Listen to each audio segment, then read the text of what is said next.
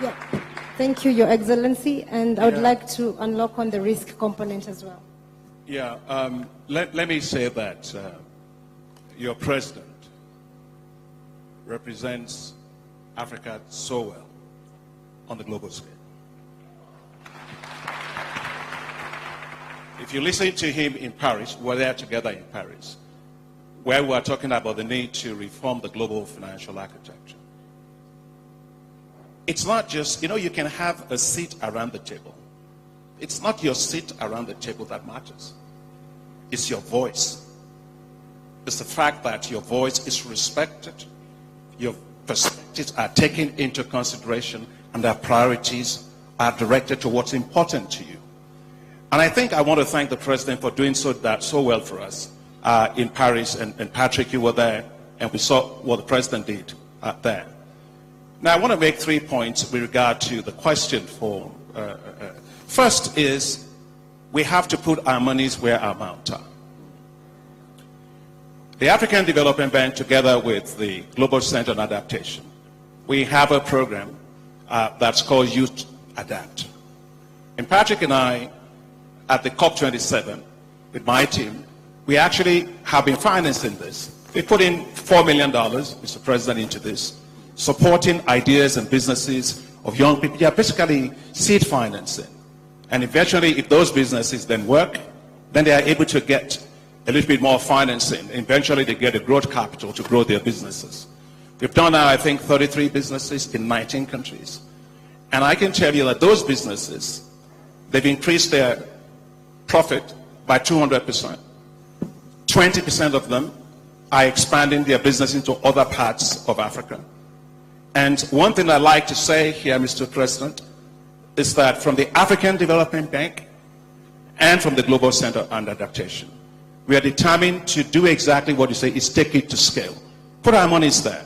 So I'm very pleased to announce to you today, and I will say it at the main plenary, that the African Development Bank and the Global Center on Adaptation will launch a $1 billion Youth Adapt initiative that will provide, Mr. President, financing for seed financing. It will also provide growth capital for big businesses that will come out of that. It's a big thing for the young people of Africa. Second is, we talked about how we are going to finance Africa in responding to climate change issues. President Ruto doesn't believe in complaining. I don't believe in complaining either. We have to find a way in which we mobilize resources ourselves. There are 3 things that we are doing. First, again, the African Development Bank, together with the Global Center on Adaptation, we've launched what's called the African Adaptation Acceleration Program, which is the largest program, by the way, on climate adaptation in the world. We know that adaptation is our challenge. We only contributed 3% to global emissions, but we suffer disproportionately from that. We're not going to be waiting for others just for that. We have to put our monies there. Okay, the climate is back on this one. Okay, good.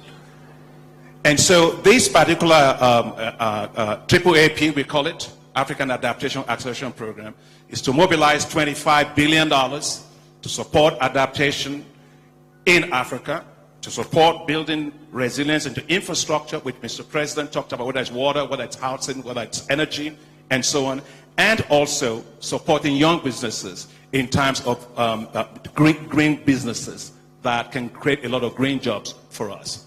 The other thing that we are doing at the African Development Bank on this is, for climate adaptation, we have launched what's called Climate Adaptation Window, Mr. President, under the African Development Fund, and which Kenya is a big contributor to the African Development Bank.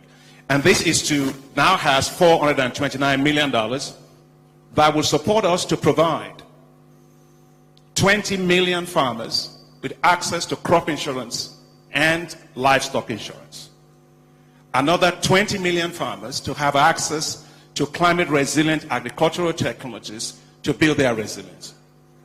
Then to essentially regenerate 1 million hectares, Mr. President, of degraded land and all that. So this is a very, very big investment that we are making.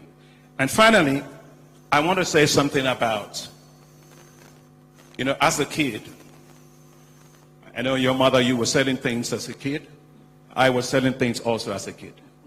My mother told me something, that the way you, when you go to the market and you're selling something, the way you present what you are selling is the way people buy it.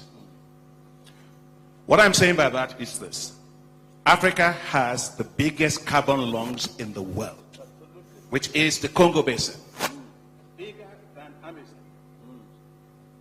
And now, but if you look at how we are valuing our wealth, biodiversity, carbon sequestration, Mr. President, is not valued. So all of what we're doing, sequestering carbon for the rest of the world, has no value. Somebody says, well, I will do for you a voluntary carbon market, which is basically, you know, greenwash my conscience, give you a little bit there, give you a little bit there. No, we don't want that. We want the wealth of Africa to be recalibrated based on what we have. And if you take the forest, if you take the carbon that we are sequestrating, I can tell you then the GDP as a measure of wealth, Mr. President. Include our renewable assets. Renewable assets. And all that. Yes. If we took that, Mr. President, then the GDP is just a measure of value of goods and services and economy produces. But you are not measuring our carbon stocks. It's over there. We are saving the world. We are not getting any benefits from it. When I used to work here in Kenya, somebody came to my office and said, we want you to support farmers. I was then at Agra and Rockefeller Foundation. We want you to support farmers to plant trees because of carbon. I said, how much are you going to pay them? He said, $1 per ton. I said, look, come on. What we are saying is we must have a local carbon market ourselves, an African carbon market, price our carbon properly, and make sure then that our GDP takes into consideration, it's adjusted based on the positive externality we have. Then the value of our GDP, if it takes into consideration the value of our forest, the carbon stock and so on, will be so high. Then our debt to GDP ratio will go down. Then we can borrow more money to do all the things that we are talking about, green financing, that we are saying here today. That is how the lesson of my mother is influencing what I do as president of the bank. The way you put a value on your own resources is what others are going to do for it. And Mr. President, if we are able to do that, we'll be much wealthier. And we'll be greener. We'll turn all our economies green. And we'll be properly valued. So the point I want to say, and I'm going to hand it over to my dear friend, Mr. President, is, Mr. President, let's now work to make sure that we develop the methodologies for us to be able to properly value our carbon, our natural capital. Our natural capital alone can be up to $6.5 trillion. And so what are we doing with poverty if we do that properly? So I think that the issue for us, the President and I, is not working in the margin. We're working already with the Global Center on Adaptation on that and other partners, how we are going to re-estimate our GDP based on the value of our natural capital. People tell me, oh yes, we need to do debt for nature swap. Yes, okay, debt for nature swap. But if that value, if that nature is that important, why is it not part of my wealth? Permanently.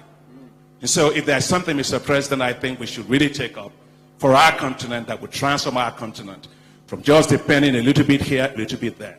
Let's value our natural capital properly. It could be up to $6.5 trillion. And we'll be done with all these things of begging us.